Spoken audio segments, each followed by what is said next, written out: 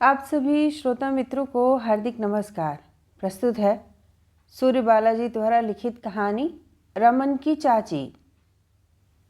बेहद बेशऊर थी भाई नवाबिन चाची भी। हमेशा वही गुड़ी मुड़ी लुगड़ी सी साड़ी बांधे, दैनिक खिसियानी सी पानी से भरी बाल्टी, चने मटर से भरी दौरी या आम काटने का सरौता लिए इस आंगन से उस आंगन या इस कोठरी से उस कोठरी, भंडारे या उसारे की तरफ जाती रहती। और अगर इन जगहों में से कहीं नहीं तो फिर जंगलों और धुएं से पूरी तरह अटी रसोई वाली कोठरी में ढेर सारी गीली सूखी टहनियाँ चूल्हे में झोंक झोंक फूंक मार मार कर धुंधुआती रहती पसीने से लथपथ। न ढंग के कपड़े, न ढंग की चाल, न हंसी दिल्लगी ही, न बोलने चालने का ठसकेदार रस भरा ढंग ही। अम्मा और ताई ने तभी तो होंठों के कोने सिकोड़ कर विद्रूपता से मुस्कुरा कर उन्हें यह खिताब दे दिया था, इसे देखो, यह भला नवाब लाल के लायक है। क्या खूब नवाबिन मिली है उन्हें भी। नवाब चाचा इन सामने ना होते, लेकिन अगल बगल की कोठरी दालान में कहीं पड़े पसरे होते। अम्मा अति सहानुभूति से भरकर सांस लेती। अरे सिर्फ गोड़ी चमड़ी से ही क्या होता है, इतना ही क्यों, सिर्फ सूरती नाक से ही क्या होता है, सिर्फ बड़ी बड़ी ढरकती आंखों से ही क्या होता है, सिर्फ छरहरे शरीर से भी क्या होता है, सिर्फ पतली कलाई, सिर्फ दूधिया एड़ियों, सिर्फ नाजुक उंगलियों से भी क्या होता है। चेहरे पर लुलाई होनी चाहिए, नमक उसके चेहरे पर है ही नहीं। नवाब लाला को देखो, रंग गहराया है तो क्या, देह दुहरी है तो क्या, लोंदे पोंदे से होने पर भी चेहरा लोना है। बदन दोहरा है तो क्या, चेहरे पर नमक है। सिर्फ खूब बड़ी ढरकती आंखों, सिर्फ पतली नाक, छरहरे शरीर और दूधिया एड़ियों वाली यह चाची जब ब्याह के घर में आई तो कुल 14-15 से ज़्यादा नहीं थी, यानी मुझसे मुश्किल से कुल 4-5 साल बड़ी। लेकिन उस ज़माने में उस उम्र की लड़कियां सयानी गृहस्थिन हुआ करती थी और मेरी उम्र के लड़के पूरे गाँवदी। मैं भी 10-11 साल का गुलेल की पट्टी और कंचे गुल्ली से लैस धारीदार जांघिए वाला एक गावदी ही हुआ करता था। गांव छोटा था और शादियों के लग्न मुहूर्त भी साल दर साल लगा करते थे, पर अपन लोगों को दूल्हे दुल्हन से ज़्यादा अहम चीज़ें भाड़ों के स्वांग और कड़ाहों से उतर गरम गरम चाशनी में बनते बूंदी के लड्डू और बुरादे से ढकी बर्फ़ की सिल्लियाँ लगा करती थीं। नवाब चाचा की शादी तक मैं लाल हरी झंडियाँ बांधने से लेकर कसोरे भर भर के बूंदी से बांटने और खाने लायक हो गया था। बारात में पंचमेल मिठाई भी मिली थी। इससे अधिक कुछ और की मुझे इच्छा भी नहीं थी। मलाल जो थोड़ा सा था वो यह कि अब कहीं पूरे साल बाद ये मुरादों भरे शादियों के दिन फिर वापस आएंगे। खुशी से उछल कर मैं लाल हरे कागज़ों में बंधी दहेज की टोकरियाँ बक्से उतरवा रहा था कि दूर से ही पालकी से उतरती दुल्हन का झलमला घूंघट लू के लकोरे से उठा था और मैं चिपचिपाती गर्मी और पसीने से लथपथ वह सुर्ख धपधपाता चेहरा देखता रह गया था। एक बहुत सुंदर नायाब सी चीज़ थी मेरे लिए यह। चेहरे ऐसे भी हुआ करते हैं क्या? यह तो राम नवमी गंगा दशहरा पर खरीदी लाल सुनहले गहनों से सजी मिट्टी की मूर्तों से भी कहीं ज़्यादा खूबसूरत है। मैं दौड़कर पास आ गया और रह रह कर उड़ते घूंघट के नीचे से झांकने लगा। अवाक ठगा सा, बाहर भी यही चर्चे हो रहे थे। इसके सामने अम्मा ताई और दर्जनों मवेशियों सी थन फैलाए कुछ बुढ़ाती औरतों के चेहरे मुझे हास्यास्पद लगने लगे। तभी अम्मा की सधी आवाज़ पूरी तुरशी से यहाँ से वहाँ तक लहर गई। सिर्फ गोरी चमड़ी से क्या होता है, चेहरे पर आब होनी चाहिए, आब। गोरे काले से क्या होता है। बतसिया कहारिन को देखो, कहने को कहारिन है और रंग भी गहराया सा ही, पर चेहरा लुनाई से धपधपाता रहता है। मैं पूरा गावदी ही था। मुंह बाए बतसिया कहारिन का कसोरे सा चेहरा घूमता रह गया। कभी नहीं समझ पाया कि मौका ताक कर बतसिया के नाम का तुरुप अम्मा ने लगाकर बाजी जीत ली है, क्योंकि चाचियाँ खिसखिसाकर हंस पड़ी थीं। थोड़ी बिराती सी हंसी। और मुझे तो बहुत बाद में पता चला कि नवाब चाचा अपने मझोली वह में पढ़ाई से जी चुरा कर कई बार बतसिया के आगे पीछे झांकते झुकते पाए गए थे। लेकिन बाहर के चर्चे से गदगद बड़े ताऊ बाहरी दालान से उल्लसित आवाज में बोले थे, 1000 में से एक लड़की लाया हूं छांट कर। रूप गुण शऊर कढ़ाई बनाई सब कुछ है कोई ऐसी आसपास के गांव तक। यह बाहर की बात बाहर वालों के लिए थी, लेकिन इस घोषणा को सुनने के बाद अम्मा ने चाचियों से मुखातिब होकर कहा था, अरे नई नई ब्याही बहू बेटी के तो अंग अंग में सुहाग भिना होता है, बंदरिया भी परी लगेगी। देखना 4 दिन बाद जब चौके में खटना पड़ेगा तब देखना। हर किसी ने इसके पक्ष में अपना सिर हिलाया। देह में हाड़ ही हाड़ तो है, नवाब लाला के हिस्से में तोला भर तो मांस आता। अरे हट, हरामखोर है क्या? और एक बेहूदी खिसखिसी हंसी। यह खिसखिसा सिलसिला पूरे 4-5 दिन चला। तब तक चाची बाकी औरतों के साथ सोती रहीं और सोने से पहले आधी आधी रातों तक दर्जनों जेठानियों के हाथ पैर और फैले कूल्हे दबा दबा कर बेदम होती रहीं। सुबह औरतें निराशाजनक लहजे में कहती, सुबह नींद नहीं खुलती इसकी, माँ बहन को सिखाना चाहिए था, हाथ पैर जल्दी उठते नहीं, सुस्त सी है, 4 काम खींच कर ले, ऐसा शऊर नहीं, सुस्त बेशऊर बेआब बेगैरत लड़की। और इस लड़की को 5वें दिन जब आधी रात के बाद एक अलग कोठरी में डाल नवाब चाचा के पास भेजा गया पहली बार, तो वह उन्हें थकान और पसीने से लस्त पस्त लुजी मिजी धोती में निढाल फर्श पर सोती मिली थी। बेलज्ज बेगैरत औरत। नवाब चाचा अधकचरा पौरुष सहेज कस्बाई अंदाज में भुनभुनाए थे। सुबह एक कान से दूसरे कान तक लहर सी फैल गई। नवाब लाला भी कह रहे हैं कि उनकी बड़ी भौजाई की बात सही ही है, यह तो किसी काम की ही नहीं। सचमुच मैंने तो देखा था, हफ्ते 2 हफ्ते बाद ही उनकी साड़ी का घूंघट हटा था और यह चेहरा स्याह तो था जैसे सफ़ेद सफ़ेद सलेटी राख की परतों से ढका। उसमें सब कुछ ढक गया था, चेहरे मोहरे के साथ साथ होठों का स्पंदन, आंखों की घबराहट, संकोच और थरथराती सी उंगलियां, श्रृंगार के नाम पर उलझे बालों के नीचे एक हल्की पीली सी सिंदूरी बिंदी लिधी की थी। बस इससे ज़्यादा मैं और इस पचड़े में पड़ा ही नहीं कि अम्मा की भविष्यवाणी कुल 7 दिनों में ही कैसे सिद्ध हो गई। अम्मा में इतनी चतुराई आई कहाँ से? बाबू तो मेरी माँ नाम की अपनी इस दूसरी औरत को धान की बोरी कहा करते थे। गेहूँ चावल की नहीं, धान की बोरी। कहते धान सरपत सा छिलता जो जाता है, हाथ पांव ऐसे फलफला कर खून तक निकल आए, मज़े से नाटी थुल थैली सी। माँ ने इसका बदला लिया था। नवाब चाचा का बयान पेश करते हुए कहा था, सुन लिया, सिर्फ गोरी छरहरी। हाँ, बाबू ठहाका मारकर हंसे थे। और नहीं तो क्या, तुम्हारी जैसी थुलथुल अनाज की बोरियां सबके भाग में थोड़ी ही होती हैं। माँ ज़रूर निचला होंठ दांतों में दबा तिलमिलाई होंगी, लेकिन कहा ना, मैं पूरा गावदी ही था। खिस्स से हंसता और कंचे जेब में भरे सर्र से बाहर निकल भागता। लौट कर आता, भूख लगी होती तो रसोई में जाने को कहा जाता। वहाँ बेगैरत सुस्त चाची धुएं से दम घोटती रसोई में रोटियां सेक रही होती। सेक नहीं बल्कि कहूँ कि थोप रही होती। मुझसे ज़्यादा देर धुएं में न खड़ा रहा जाता। चाची रोटियां तो जल्दी, और मैं बाहर आकर चैन की सांस लेता। कभी आंगन में रात में लालटेन के पास खेल में जीते हुए कंचे गिनता रहता कि अम्मा मछली ताई को सनकाती हुई मुस्की मारकर कहती, वाह देखो आ गई फूहड़, सारी धोती पर आटा ही आटा, और जो ऐसे रोटियां सेक कर नहीं, आटे की बोरी से निकल कर ही आ रही हो। ताई खर्र से हंस देती, ज़रूर रसोई भंडारे के किवाड़ खुले छोड़ाई होगी बिल्ली कुत्तों के मुंह मारने के लिए। इसके दिमाग का कुछ भरोसा थोड़ी है, जाने कहाँ कहाँ मंडराता रहता है। चाची धीमे से कहती, किवाड़ बंद कर दिए हैं। कभी अम्मा भूले भटके से रसोई के पास से गुजरती तो सब कुछ ढका तुपा रहने पर भी उन्हें बहुत कुछ मिल जाता।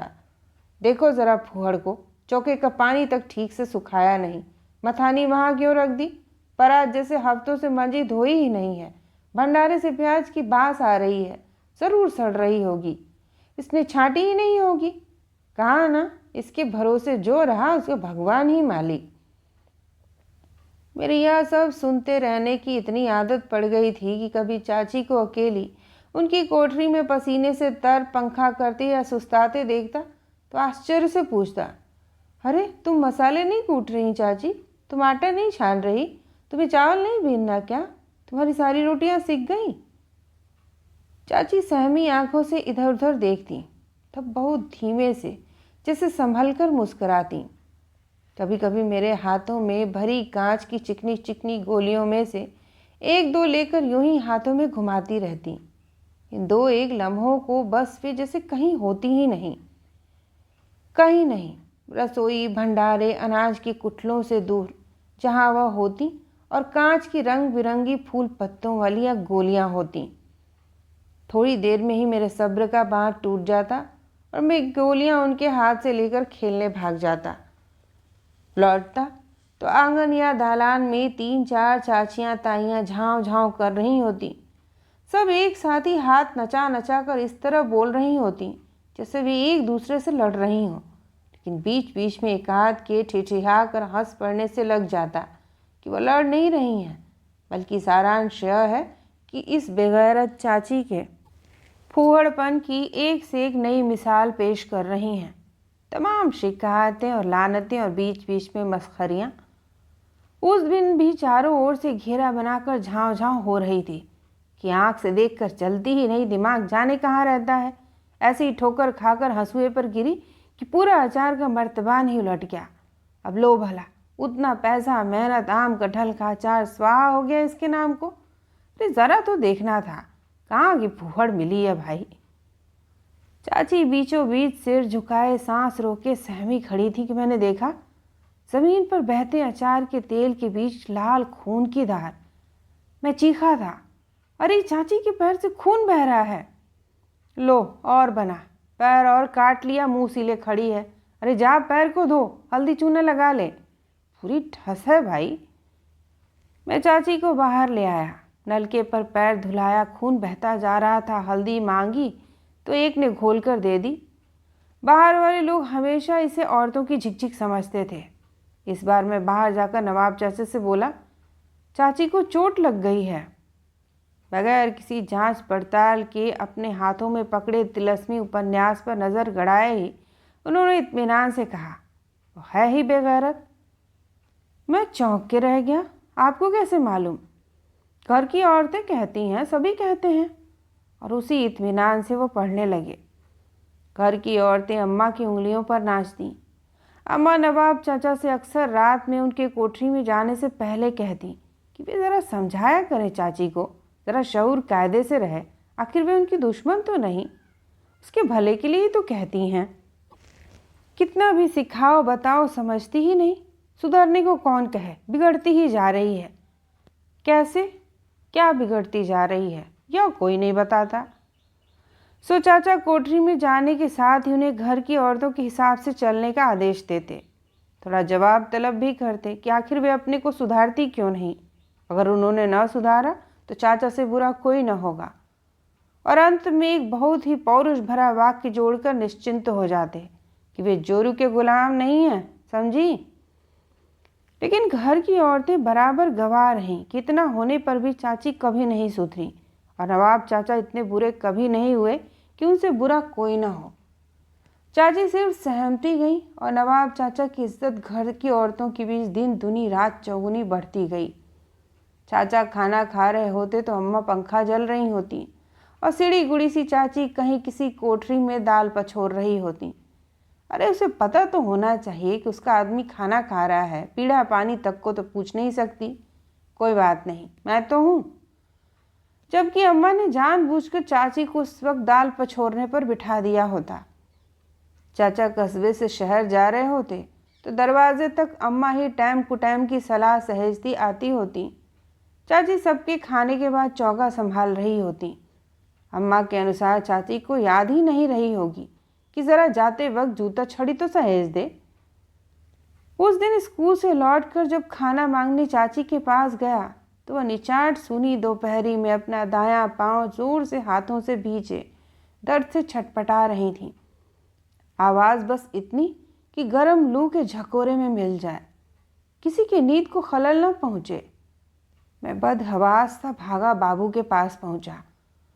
चाची के पाँव की चोट बहुत दर्द कर रही है, दालान में अकेली बैठी रो रही हैं। पाँव की वही हंसुए वाली चोट पक गई है। इस बार मैंने जानबूझकर चाचा से नहीं कहा था। बाबूजी गुस्से से भभक पड़े। घर की औरतें सारी कहाँ मर गई हैं?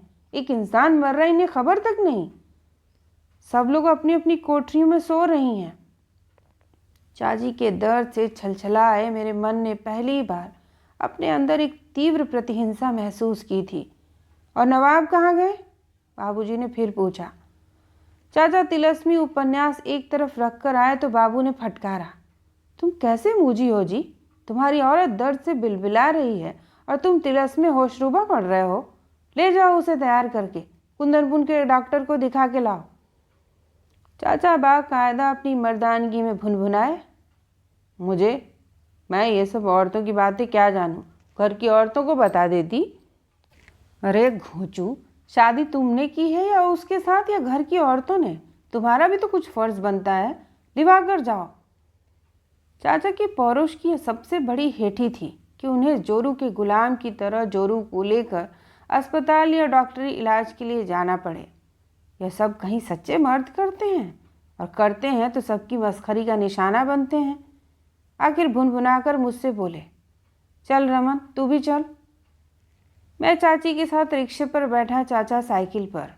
कुंदनपुर के कंपाउंडर ने देखा, चाचा को 2-4 खरी खोटी सुनाई और घाव को दवाइयों से धोकर पट्टी बांध दी।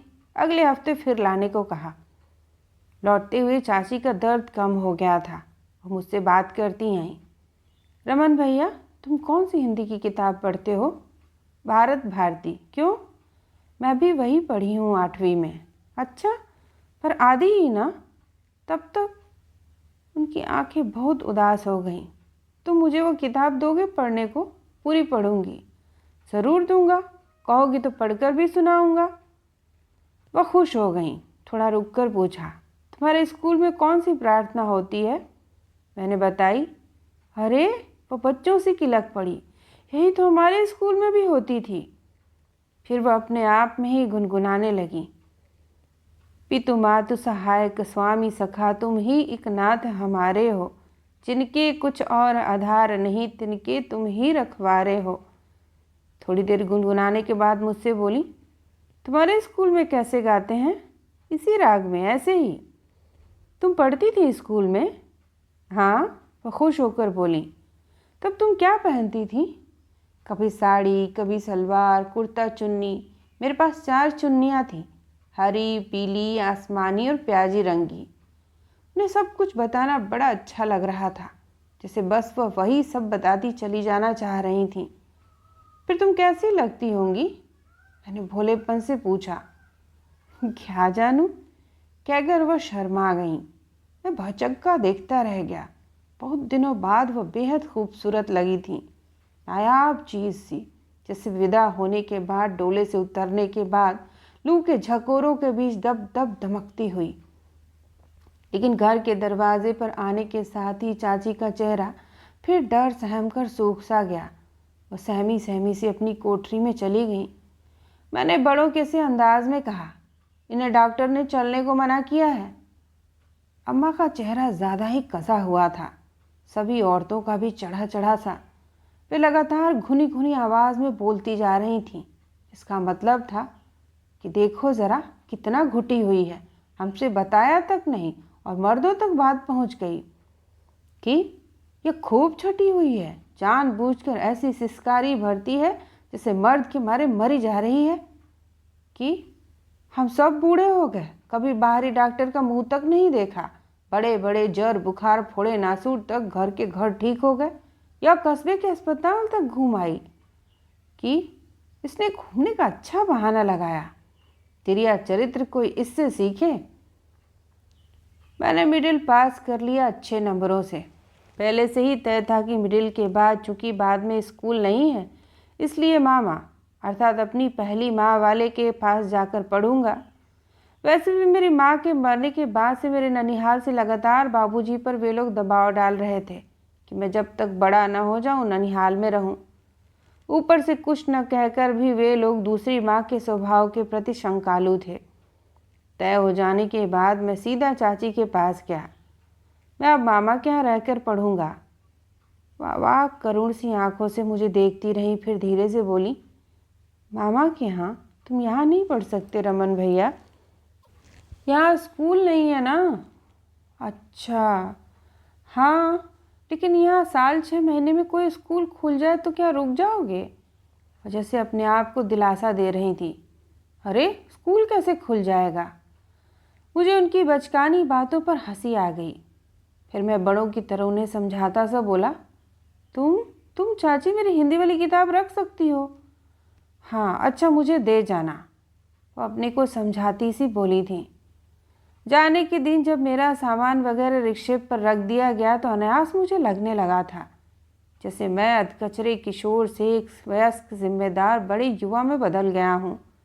एकाएक अंदर चाची की कोठरी में आया, उनके पैर की चोट वाली एड़ी देखकर सहलाई और बड़ों की तरफ बोला, तुम चलना फिरना मत, अच्छा, और कुंदनपुर के अस्पताल ज़रूर चली जाना। चाची हंसी थी, स्वीकृति में सिर हिलाकर, जैसे उन्होंने मेरे बड़प्पन को पूरा सम्मान दिया हो। कहा सिर्फ इतना, तुम छुट्टियों में आओगे न रमन भैया? हाँ ज़रूर आऊँगा। और उसी मातबर लहजे में दोहराता मैं बाहर आ गया। ननिहाल पहुँचा था तो नानी मुझे बाहों से चिपटा कर खूब रोई थी, मेरी माँ को याद कर कर के। फिर मेरे दुबले पतले हाथ पांव सहला सहला कर दबा दबा कर निहाल होती रही थी। बीच बीच में पछताती कि कितना दुबला है, इसकी तंदुरुस्ती सुधरे पहले, पढ़ाई लिखाई पीछे। मामा मामी हंसते रहे थे। मेरी माँ अकेली बहन थी, इसलिए सभी का मुझ पर बेहद लाड़ था। जल्दी ही मुझे बहुत अच्छा लगने लगा। वहाँ स्कूल भी अच्छा, खेल कूद फुटबॉल हॉकी भी जमकर होती, और हमेशा खेलने भागने दौड़ने के बाद लौटने पर मामी हंसती हुई घर की भैंस के गर्म दूध का बड़ा सा गिलास मेरे हाथों में थमा देती। खाली समय में मामी के छोटे छोटे बच्चों को कंधे पीठ पर बिठाकर उछालता, घोड़ा बनता और जी भर के चिढ़ाता हंसता। स्कूल से लौटता तो एक तरफ से तीनों बच्चे रमन भैया का शोर मचाकर कंधे पर उछालने की जिद करने लगते। पीछे पीछे उन सब की सुनकर मामी की सबसे छोटी 3 साल की बच्ची भी धीमे से शर्माकर बुलाती, रमन भैया। कभी कभी बच्ची के बुलाने पर मुझे लगता जैसे चाची बुला रही हों, और उस समय अनजाने में मामा से पूछ बैठता, मामा यहाँ दशहरे की छुट्टियाँ कब होती हैं? और छुट्टियों में घर पहुँचा तो बाबूजी मेरी लंबी गठी कद काठी देखकर चकित रह गए थे। उनकी खुशी छुपाए नहीं छुप रही थी। चाची कहाँ हैं? फिर मुझे याद आ गया और मैं सीधे रसोई की धुंधवाती कोठरी की ओर बढ़ गया। वो वहीं थी, वैसे ही धुंधवाती, चूल्हे में ढेर के ढेर उपले और गीली लकड़ियां धौंक कर आंखें पोंछती हुई। मुझे देखा तो दहकती आंच के बीच गदगद होकर खिल पड़ी थी, रमन भैया। और देर तक मुझे मुग्ध रोमांचित आंखों से देखती रही। मैं जाता हूँ सबसे मिलने, तुम रोटी सेक लोगी तो आऊँगा। हाँ। अरे हाँ, तुम्हारा पैर कैसा है? ठीक है। लेकिन जब वो खाना परोस रही थी तो मैंने देखा उनके पैरों में गंदी पुरानी साड़ियों की पट्टी बंधी थी और वो मचक मचक कर चल रही थी। मैं बहुत नाराज़ हुआ था। तुम तो कहती थी तुम्हारा पैर ठीक हो गया। हाँ ठीक हो गया था, बीच में इधर ही जाने क्यों? तुम कुंदनपुर के अस्पताल गई थी? मेरा मतलब चाचा ले गए थे। घाव 5-6 दिन में काफ़ी भर गया था, इसी से नहीं गई ना। वैसे ही धीमे से सहम कर हंसी, जैसे किसी अपराध की स्वीकृति दे रही हूँ। मेरी समझ में न आया और क्या करूँ, तो थोड़ा रुक कर अटकते हुए पूछा, अच्छा तुमने वो बाल भारती पढ़ी क्या? हाँ। वो अटक कर सहज होती सी बोली, पढ़ी। तुम्हें और कहानी की किताबें ला दूंगा पढ़ने के लिए। नहीं जाने दो, रहने देना। क्यों? ऐसे ही। यहाँ घर में कब पढ़ूंगी, पहले काम देखना चाहिए ना। अब मैं इतनी बड़ी हुई, मुझे घर के काम। जाने क्यों मुझे कुछ अजीब सी आशंका हुई। क्यों क्यों, अम्मा ने तुम्हें पढ़ते देखकर डांटा? नहीं नहीं, वो सहम कर चुप हो गई। ज़रूर डांटा है। किताब कहाँ है, लाओ देखूँ तो। बहुत देर बाद चाची ने किसी तरह बताया। अम्मा ने किताब फाड़ कर फेंक दी। फिर वह उल्टे मुझे ही समझाने लगी। गलती मेरी ही थी ना, मुझे उस वक्त किताब नहीं पढ़नी चाहिए थी। मैं जानता था उस वक्त का मतलब किस वक्त था। अंदर मन बहुत उदास खिन्न हो गया। एकाएक कुछ न सूझा तो मैंने पूछा, चाची तुम अपने घर क्यों नहीं चली जाती कुछ दिनों के लिए? मैं बाबूजी से कहूँगा। कहूँ? नहीं, वो वैसे ही उदास स्वर में बोली, तुम कुछ मत कहना। क्यों, तुम जाना नहीं चाहती अपने घर? नहीं, यही ठीक है ना। अरे, मुझे बहुत आश्चर्य हो रहा था। आखिर तो 15-16 साल का किशोर ही था। लेकिन चाची कह रही थी अटकती भर्राई आवाज़ में, रमन भैया मैं ऐसे कहीं नहीं जाऊंगी, ऐसे इस तरह बस यहीं ठीक है। क्या कहते उन्होंने जैसे मेरी आंखों के सामने से अपने को पूरी तरह समेट लेना चाहा था। वह समेटती जा रही थी एक एक करके और मैं देखता जा रहा था। वे दुबली दुबली सी पीली सी बाहें, वह पका हुआ एड़ी का घाव और उसके इर्द गिर्द लिपटी गंदी मटमैली पट्टियाँ, पसीने से हमेशा फैली फैली हल्की सी बिंदी और उलझे बालों में खो गई फीकी फीकी सी सिंदूरी मांग, सहमी सहमी भयभीत फड़फड़ाती सी आंखें। चाची कुछ नहीं बोल रही थी, पत्थर सी चुप बैठी थी। पर मुझे लग रहा था जैसे उनके मौन उनकी भाषा से ज़्यादा मुखर है। उसमें लिखा है, तुम नहीं जानते, बच्चे हो न रमन भैया, इधर मेरी तरफ देखो। कहीं सोने से मिट्टी बनकर भी कोई जाती है पतिगृह से? सिर्फ जाना ही तो नहीं है ना। जाने पर एक तरफ से चारों ओर उगाही शंकाएं, कौतूहल, ममता, प्यार, पछतावा और छटपटाहट, लाचारियाँ और तमाम आवेश और धिक्कार भरी चुनौतियाँ। लेकिन सब व्यर्थ। असहाय, बेहद लाचार कोई कुछ नहीं कर सकता, क्योंकि इस तरह कुछ दिखाई पड़ने वाला सनसनीखेज जैसा कुछ हुआ ही नहीं। मेरे ऊपरी शरीर पर कहाँ कोई घाव है। यह एड़ी का घाव तो एक संयोगवश है बस। या ना होता तो कहीं किसी प्रताड़ना याचना की अर्जी पेश कर सकती थी मैं। मेरे खिलाफ किसी के होने का कोई सबूत है कहीं? मेरा पति तो शराबी जुआरी भी नहीं, शेर की तरह गरजने दहाड़ने वाला भी नहीं, घर से बाहर रंगरलियां मनाने वाला भी नहीं। उनकी औरतें तो सिर पटक चीख चिल्ला कर रोते झगड़ते जिंदगी बिता देती हैं। उनके पास कहने को तो कुछ होता है ना, पर मेरे पास कहीं कुछ नहीं, सिर्फ मुट्ठी भर रेत है। मुट्ठी को खाली भी नहीं कर सकती। मेरा सबसे बड़ा रक्षा कवच ही भोथरा है। कुछ स्थितियां ऐसी होती हैं जिन्हें उजागर किया ही नहीं जा सकता। नहीं, गलत कह रहा हूँ। चाची के मौन में लिखी यह भाषा तब नहीं पढ़ पाया था।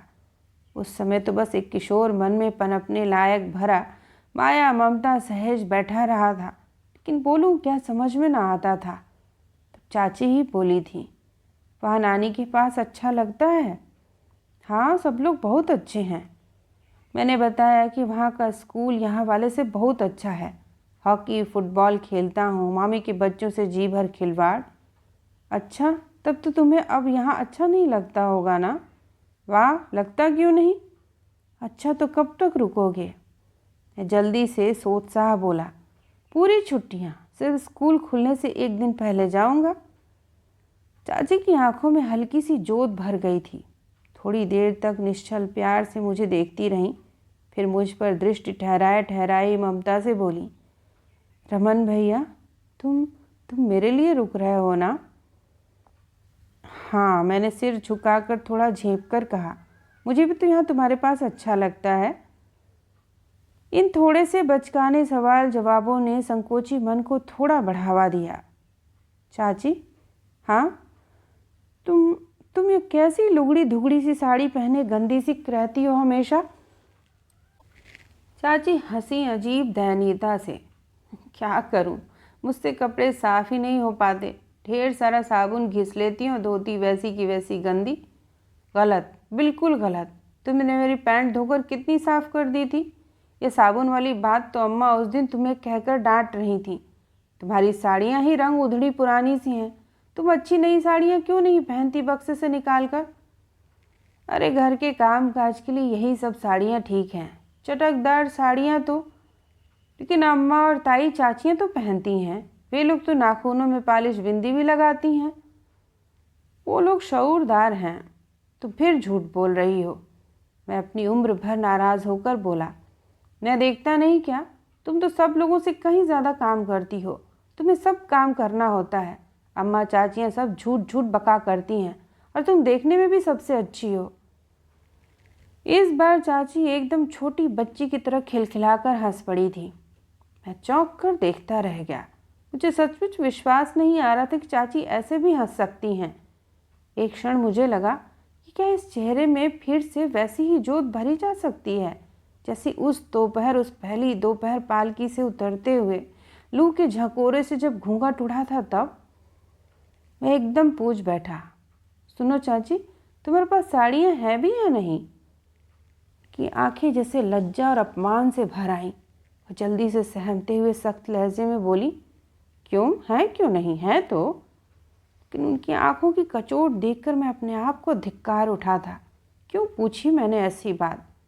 फिर बड़े अपनेपन से बोला, अच्छा मैं इस बार छुट्टियों में आऊँगा ना तो तुम्हारे लिए बिंदी, आलता, नाखूनों की पालिश लाऊंगा। एकाएक चाची जैसे किसी अनकहे दर्द से बिलबिला उठी थी। दहक कर बोली, नहीं नहीं, तुम कुछ मत लाना रमन भैया। क्यों? मैं हतप्रभ और हताश था। तुम्हारे चाचा से कह दूंगी ना, वो लेते आएंगे। और उनका चेहरा बिल्कुल सपाट हो गया था। मैं कुछ समझ न पाया, बस अबूझ हकबका सा उनके चेहरे की ओर देखता रह गया। छुट्टियां बीत गई थीं। मैं वापस नानी मामा के पास आ गया था। आने से पहले चाची ने पूछा था, कब आओगे अब रमन भैया? मैंने बताया, हाँ आना। फिर रुककर बोली, लेकिन लाना कुछ भी नहीं, हाँ? कहते कहते जैसे अपार पछतावे और ममत्व से भरकर बोली, तुम अभी छोटे हो ना, बच्चे हो। मैं तुम्हारे चाचा से कहती ही नहीं, कहूँगी तो वे लाएंगे ना, तुम क्यों लाओगे मेरे लिए, हैं? मैं अनमने मन से ज़्यादा कुछ समझने की कोशिश किए बिना सिर हिला दिया। लेकिन तुम अपने घर चली जाओ कुछ दिनों को, मैं बाबूजी से कहूँगा, या तुम्हें बहुत चलना पड़ता है, ऐसे चोट ठीक नहीं होगी। चाची वैसे ही उदास मुस्कुराई। हाँ जाना चाहूँगी अब कुछ दिनों को। चाची तुम नानी के पास नहीं जा सकती? तुम्हें बहुत अच्छा लगेगा। बोलो मैं मामा से कहूँ क्या? अरे नहीं, तुम्हारे मामा नानी के यहाँ मैं कहाँ, मुझे यहीं रहना है। तुम आओगे तो मुझे यहीं अच्छा लगेगा। मैंने इस बार नानी और मामी को भी बताया। यह भी कि जब मामी की छोटी वाली बच्ची बुलाती है तो मुझे लगता है जैसे चाची बुला रही हैं, रमन भैया। दिनचर्या वैसे ही मौज मस्ती से भरी हो गई थी। खाली समय में पढ़ता और पढ़ने के बीच बीच समय में चाची के बारे में सोचता। चाची के बारे में सोचते हुए लगता मुझे उम्र के हिसाब से जिस तरह बढ़ना चाहिए मैं उससे कहीं अधिक तेज़ी से बढ़ रहा हूँ। इस तेज़ी से बढ़ती उम्र के बीच में सिर्फ एक सवाल जहाँ तहाँ उम्र का मेरा रास्ता रोक लेती। अच्छा, चाची ने मुझसे लाने को मना क्यों किया? पहली बार, दूसरी बार तो मुझे फुसला रही थी। पहली बार शायद उनके मुंह से चाचा का नाम सुना था। मेरे जहन में भी चाचा का ख्याल आज तक कभी आया ही नहीं। आया तो बल्कि जुगाली करते हुए बैल का ख्याल आया। भर्र भर्र करती पत्तियां चबाती, गड़हियों के बीच पानी चबचबाती भेड़ों का ख्याल आ गया, लेकिन चाचा का नहीं। वे मौके मौके पर खाना खाते थे, यहाँ से वहाँ तिलिस्म होशरुबा लिए एक कोने में ढरकते रहते थे और बस्ता दाब कर हुमर हुमर करते निकल जाते थे। जाते जवाते अम्मा ज़रूर कुछ कुछ सहेजती बताती और वे अति संतुष्ट भाव से सिर हिलाते। कमीज़ की बटन लगाने को अम्मा को देते। उसे क्या दूँ, वो तो बेशऊर है। गंदी रुमाल भी अम्मा झटपट धोकर सुखा देती। जब पसीने से भभकती कमीज़, बनियानें, तौलियाँ, पैंट, कमीज़ें, लेकिन सब चाची धोती। हाँ, लेकिन चाची का यह अस्वीकार। वार्षिक परीक्षा के 15-20 दिन रह गए थे। पढ़ने की छुट्टियां हो गई थीं। एक दिन शहर से लौटकर मामा ने बताया, तू अपनी उस छोटी चाची की बात करता था ना? हाँ, आज उसे लेकर तेरे घर के लोग अस्पताल आए थे। उसके घाव में जहर फैल गया है, बड़े अस्पताल में दिखाने को कहा है। मैं खड़ा खड़ा सुनता रहा। जो कुछ पूछा मामा जितना जानते थे बता दिया। मैं लौटकर पढ़ने बैठ गया, लेकिन जल्दी ही बाहर जाकर रोज़ की तरह खेलने वाले लड़कों में शामिल हो गया। फिर बाहर से भी वापस लौट कर आया और मामी के छोटे बच्चों को बार बार कंधों पर बिठाकर उचकाने की कोशिश की, दोबारा फिर पढ़ने की। अंत में हारा सा मामा के सामने आकर खड़ा हो गया। मामा, एक दिन को घर हो आऊँ? घर? हाँ हाँ, पर तेरे इम्तहान। दूसरे दिन ही वापस आ जाऊँगा। अच्छा अच्छा, समझ गया, चला जा, सुबह की बस से चला जा। दोपहर का सन्नाटा खिंचा था, सिर्फ बाबूजी बाहर बैठक में जगे थे। तुम्हें कैसे पता चला? मामा ने बताया। ओह, क्या कहा बड़े डॉक्टर ने? जल्दी से जल्दी ऑपरेशन करके पैर कटवाने को। मैं भागा भागा अंदर पहुंचा। चाची बिस्तर पर थीं, पैरों में साफ अस्पताली पट्टियां बंधी थीं। मेरी आहट पर उन्होंने चौंक कर देखा, जैसे किसी महाशून्य को थाहते हुए उनकी दृष्टि लौटी थी। रमन भैया? आंखों में न कहीं बादल थे न समंदर, सिर्फ रेत, सूखी रेत। क्या छुट्टियां आ गई रमन भैया? नहीं, मैं तुम्हें देखने आया। हाँ, अभी तो तुम्हारे इम्तहान होने वाले होंगे ना? हाँ, अभी 15 दिन हैं। तो कल सुबह चला जाऊंगा, मामा से किसी तरह कहकर आया। थोड़ी देर चुप बैठकर किसी तरह कह पाया, तुम्हारी तबीयत कितनी ख़राब हो गई चाची? तुम्हारे घाव में जहर फैल गया ना? क्यों नहीं किसी से कहा तुमने? चाची बोली नहीं कुछ। वही उनकी खामोशी वाली भाषा ने बुझी बुझी आंखों से कहलवाया था, तुम खूब सोच कर बताना रमन भैया कि मैं किससे क्या कहती। बस फिर खामोशी की भाषा भी पूरी तरह सपाट हो गई सन्नाटे के साथ। थोड़ी देर में वो फिर हंसी। सब कह रहे हैं रमन भैया कि डॉक्टर ऑपरेशन में मेरा पैर काट देंगे पूरा, और मैं लंगड़ी हो जाऊंगी। मैं चुप रहा, सिर्फ दर्द की बूंद टप टप कानों से टपकती रही। हार कर टटके शब्दों में दिलासा देने की कोशिश की। नहीं तो किसने कहा? आज सुबह मन्नू अर्थात मजली चाची का बच्चा बता रहा था। बच्चा है बताकर हंस रहा था। फिर एकाएक मुझसे बोली, लेकिन रमन भैया, ऐसा भी तो हो सकता है कि ऑपरेशन ना हो। क्या? मैं हतप्रभ अवाक उन्हें देखने लगा। ऑपरेशन तो होगा ही, बड़े अस्पताल के डॉक्टर ने कहा है। चाची वैसे ही मुस्कराईं। कहने दो, बड़े अस्पताल के डॉक्टर क्या सब कुछ जानते हैं? ऑपरेशन नहीं भी हो सकता है। नहीं नहीं, तुम समझती क्यों नहीं? ऑपरेशन बहुत जल्दी, मतलब जल्दी से जल्दी करवाना होगा। अच्छा अच्छा। जैसे वह इस बात को ख़त्म करती सी बोली, तुमने नानी के घर का हालचाल नहीं बताया? ठीक है सब। मेरा मन बहुत खिन्न, बहुत बेसब्र, उदास सा हो रहा था। तुम कल ही चले जाओगे ना? वो दोबारा पूछ रही थी। हाँ। फिर रुक कर बोला, नहीं, एक दिन और रुक जाऊंगा, मामा जानते हैं। नहीं, तुम चले जाना। फिर थोड़ी रुकी और अटक कर बोली, रमन भैया, उस दिन मैंने जाने किस रौ में तुम्हारा जी दुखा दिया था। काफ़ी बचकानी और फुहड़ सी बात की थी ना वह? मैंने तड़प कर देखा। और धीमी मुस्कुराहट दर्द से छटपटा रही थी, लेकिन यह दर्द एड़ी के जहरीले घाव से कहीं ज़्यादा मर्मांतक था। यह दर्द उस मूढ़ दंभ और तिरस्कार का था जिसने उसे दुरदुराते हुए कहा था, मैं टिकली बिंदी लाने वाला जोरू का गुलाम हूँ क्या? तो फूहड़ ही नहीं, बेशरम भी है। छुट्टियाँ कब तक हैं तुम्हारी?